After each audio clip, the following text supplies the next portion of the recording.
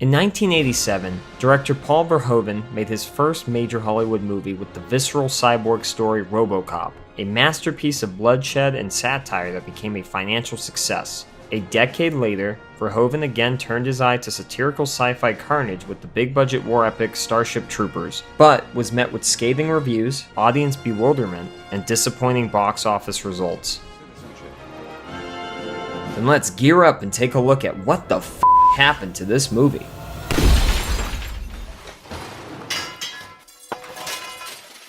The year 1959 saw the publication of the novel Starship Troopers from influential science fiction author Robert A. Heinlein. A veteran of the US Navy and an ardent admirer of the military, Heinlein had built his literary career with stories in astounding science fiction magazine and young adult novels like Rocket Ship Galileo and Space Cadet. He had infused politics into stories like his alien invasion thriller, The Puppet Masters, and the award-winning Double Star. But Heinlein gave the impression of a stronger socio-political statement with Starship Troopers. Set hundreds of years from now, the book's vision of a perfect futuristic society involved a global militarized government that demanded service of its citizens and dealt with crime ruthlessly and publicly. The story detailed an interstellar war between humanity and an extraterrestrial race of intelligent insects, but also seemed like Heinlein's own personal diatribe against what he considered ineffectual liberal attitudes of the 1950s. Although the book was popular and won a Hugo Award, its fervently pro-military stance drew a fair share of controversy. It would be more than 3 decades before Heinlein's novel began its journey to the big screen. In late 1991, RoboCop co-writer Ed Neumeier met with that movie's producer John Davison and mentioned an idea for an outer space movie about killing giant insects. Davison sparked to the concept, feeling that it held commercial appeal, and also thought it could be another ideal showcase for RoboCop's special effects artist Phil Tippett, whose work he admired.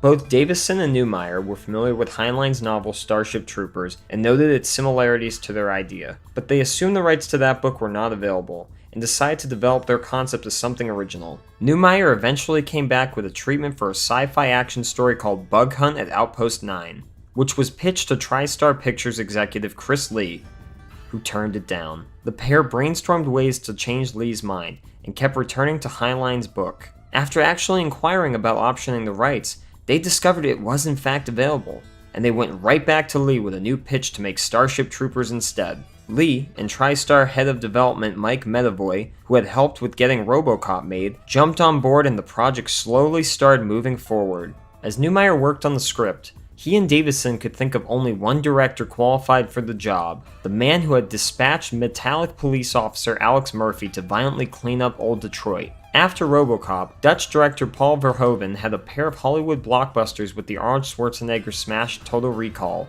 and the steamy psychological thriller Basic Instinct. But he had also experienced the collapse of other prestige projects in the early 90s, like the female pirate movie Mistress of the Seas with Gina Davis, and his passion project with Schwarzenegger, the historical action epic Crusade. In an effort to help convince Verhoeven of Starship Troopers' potential, Davison showed him the 1954 Atomic Ant movie Them, which gave the director some ideas. A fan of science fiction, Verhoeven cited a desire to make a space movie like Star Wars and also get another opportunity to work with special effects veteran Phil Tippett. He agreed to make Starship Troopers, but only after he finished his current film, Showgirls.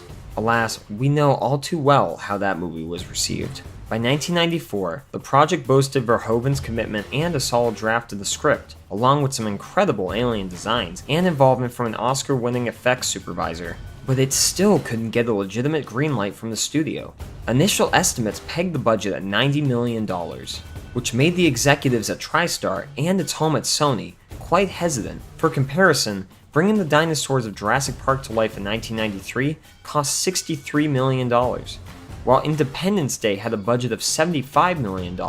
Frustrated by the lack of progress, the team decided to make what would be known as the Bug Test, a proof-of-concept video showcasing a live person interacting with Tippett's CG aliens. Verhoeven took a day off from Showgirls to shoot a scene with a soldier, played by Olympic gymnast Mitch Gaylord, blasting an arachnid before he meets a messy demise. The effects took several months for Tippett's team to complete, but the demo impressed the studio enough for the project to take the next steps. The filmmakers were allowed to continue as though they were in standard pre-production, but TriStar and Sony still refused to officially pull the trigger. Nobody wanted a repeat of Waterworld, the soggy 1995 Kevin Costner vehicle that had notoriously inflated to a cost of $175 million and didn't gross even half of that at the domestic box office. We can ill afford another Klendathu. And so Starship Troopers languished in a state of studio uncertainty for nearly a year after the bug test as Sony waffled over the budget and searched for a corporate partner to share the movie's exorbitant cost. With input from Verhoeven, who by his own admission never finished reading Heinlein's book, Meyer continued turning the screws on the movie's script. Excised from Heinlein's novel in the adaptation were numerous significant elements, including a second alien enemy race of green humanoids called skinnies, and the personal drop capsules that delivered soldiers to the battlefield. Characters were removed, added, or combined, such as the fusion of Rico's teacher Jean Dubois and Roughneck's leader Lieutenant Ratchik, and the book's male Dizzy Flores was merged with the script's original love interest character, a girl named Ronnie. Also eliminated was the bounce, special hardware that allowed soldiers to spring high into the air where they could survey the area and open fire on enemies from above. Verhoeven wasn't convinced that audiences wanted to see an army on pogo sticks, preferring instead to keep troopers literally grounded. Perhaps the most notable omission, at least with fans of the novel, was power armor. These mechanical exoskeletons could give soldiers enhanced strength and technological advantages, and in Heinlein's own description, made the wearer look like a big steel gorilla armed with gorilla-sized weapons. But as much as the filmmakers wanted to include power armor, they couldn't justify the cost or the conceptual inclusion, and instead put their focus on gritty battlefield combat to make the movie feel more like World War II in space.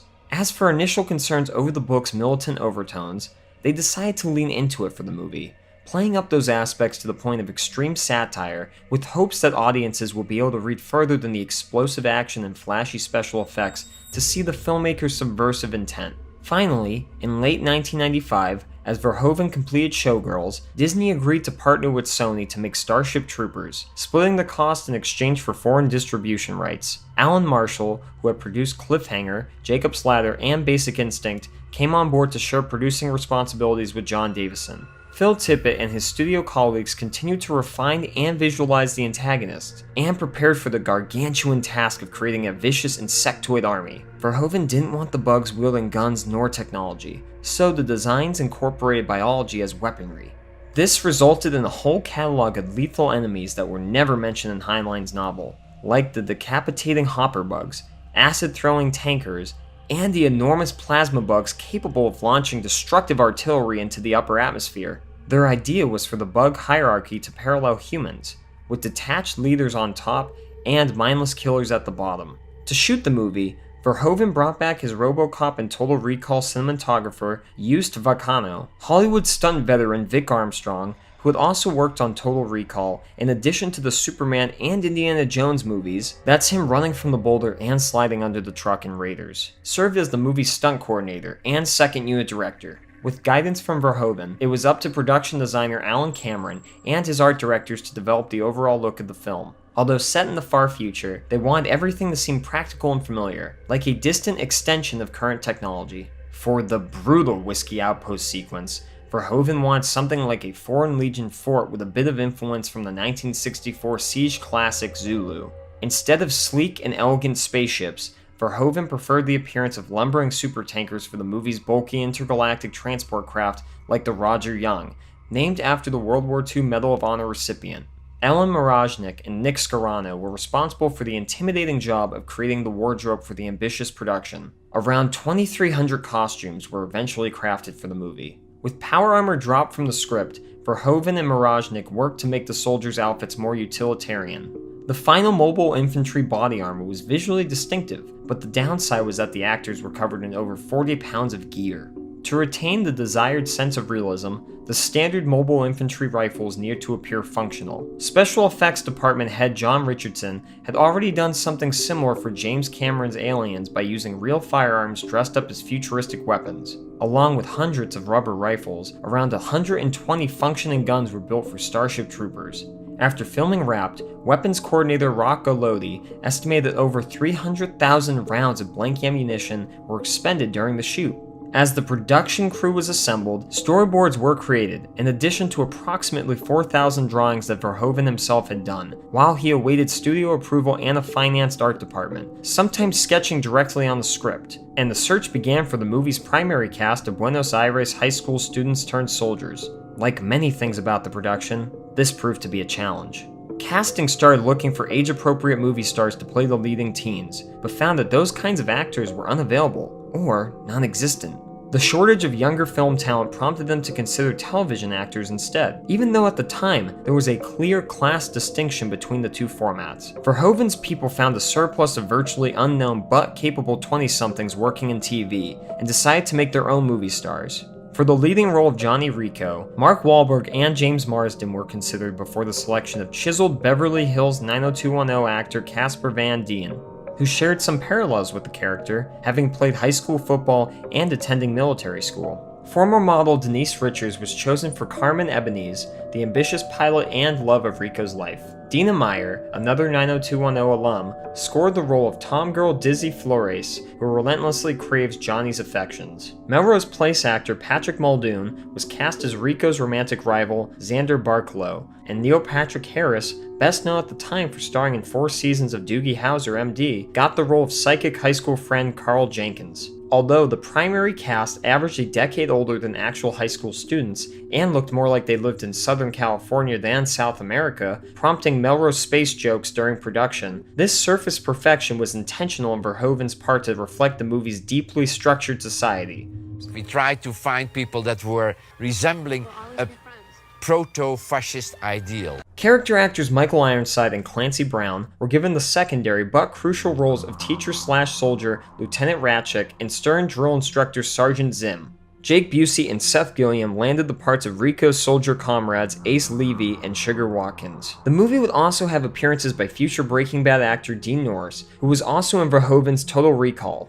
Rue McClanahan of The Golden Girls as a blind instructor of alien biology, and even a cameo by producer John Davison, who ended up with one of the movie's most memorable lines. The only good bug is a dead bug.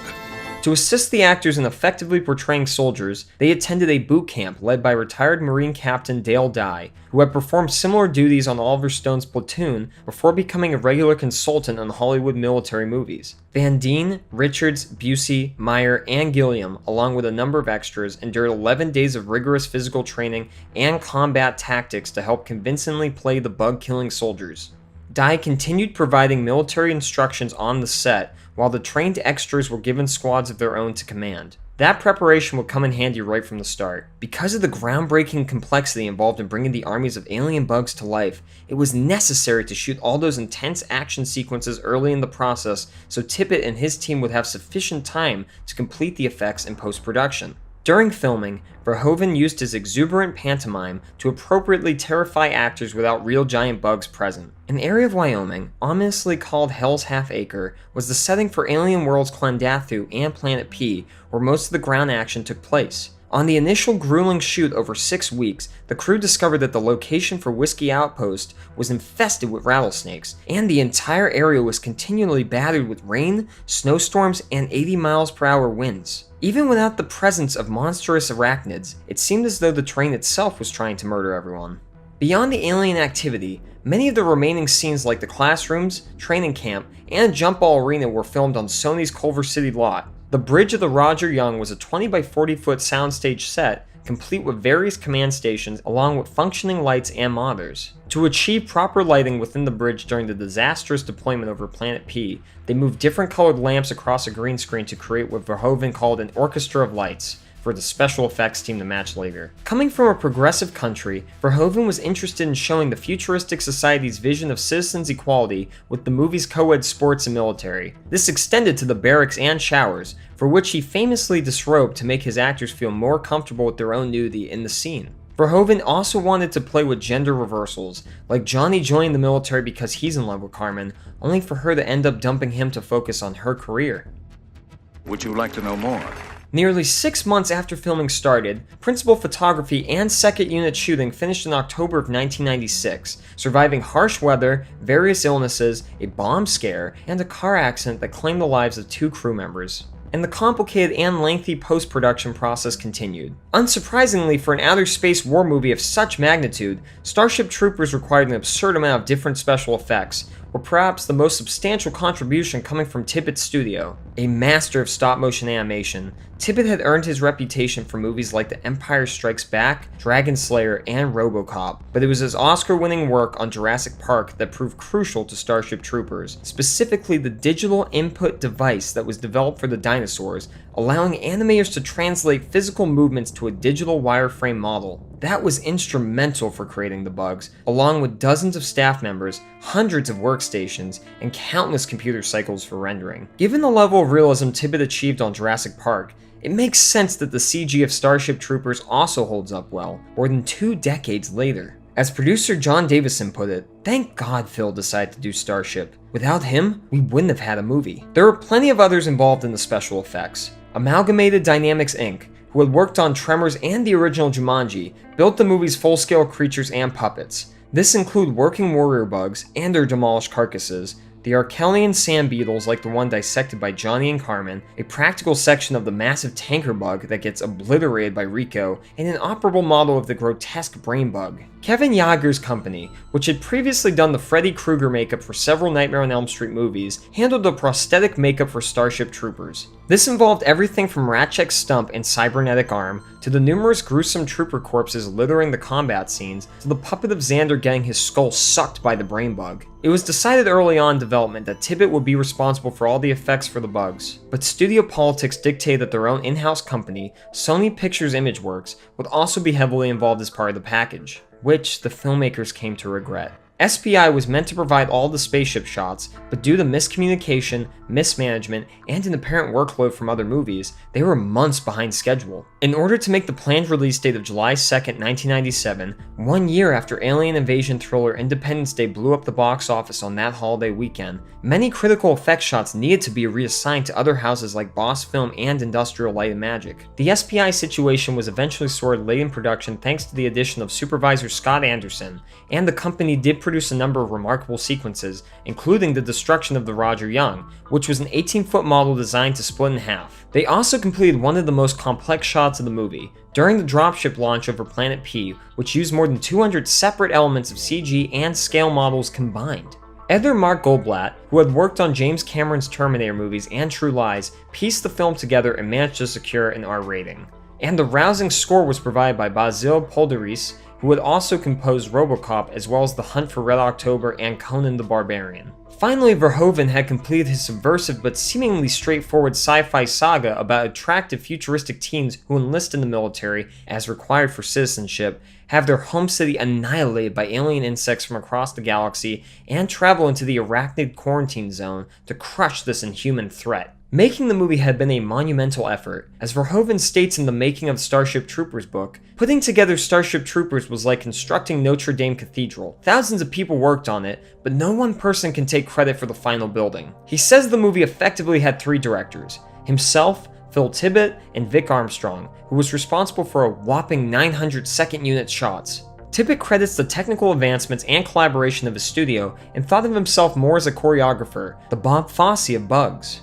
Still, the studio had obviously become sufficiently concerned while the finishing touches were applied. The prime release date of July 2nd was instead given to Men in Black, which became a huge box office success. Starship Troopers was pushed to July 25th, which then got switched to Sony's Harrison Ford vehicle Air Force One, another financial success. Starship Troopers finally landed in theaters on November 7th, 1997. Thanks to the promise of outer space excitement and a lack of major competition, it opened in first place with $22 million.